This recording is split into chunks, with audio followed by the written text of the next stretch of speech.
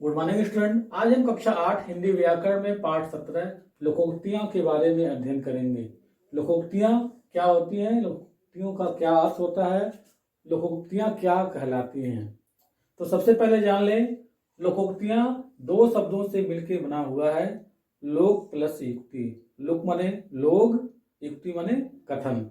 अर्थात कहा जा सकता है ऐसी युक्तियां या कथन जो वर्षों से हमारी भाषा बोली का अंग रहे हों और जिन्हें कहकर अधिक कुछ कहने की आवश्यकता नहीं पड़ती हो, जिससे सामाजिक सांस्कृतिक जीवन, देश काल और वातावरण के परिस्थितियों के दर्शन होते हो, उसे लोकोक्तियां कहते हैं।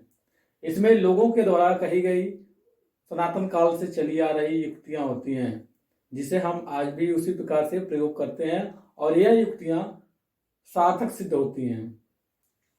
लोकोक्तियां ऐसी युक्तियां होती हैं जो एक वाक्यांश के रूप में प्रतिष्ठित होती हैं। आपके सामने कुछ लोकोक्तियां दी गई हैं। इसमें भी मुहावरे की तरह इसका प्रयोग किया जाता है। कभी कभी इनके अर्थ लिखने के लिए दिए जाते हैं और कभी कभी इनके वाक्यों में प्रयोग भी आते हैं।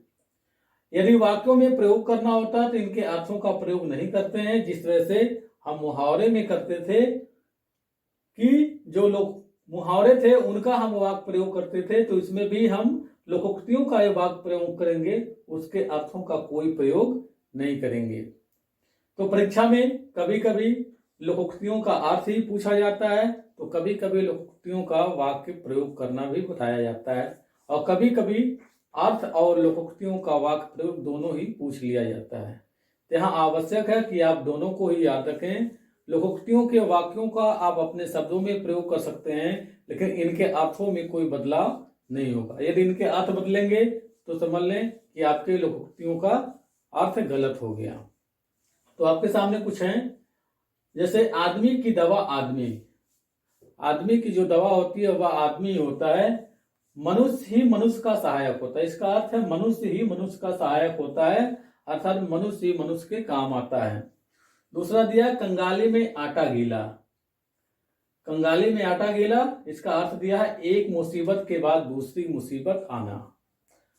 आपने देखा होगा कभी कभी ऐसा जीवन में काल आता है कि एक मुसीबत के बाद दूसरी मुसीबत भी आ पड़ती है, तो हम वहां पे यह कह लेते हैं कि कंगाली में आटा गीला हो गया। तीसरा खोदा पहाड़ निकली चूहिया, अर्थात परिश्रम अधिक लाभ कम। हम जिस तुलना में परिश्रम करते हैं यदि उससे कम हमें लाभ मिलता है तो यह लोकोक्ति चरितार्थ होती है कि खोदा पहाड़ निकली चूहिया। चौथा चोर चोर मौसेरे भाई, अर्थात जो एक समान गुण रखते हैं वह आपस में ही सगे संबंधियों के रूप में पाए जाते हैं। इसका अर्थ है दुष्टों का मेल होना।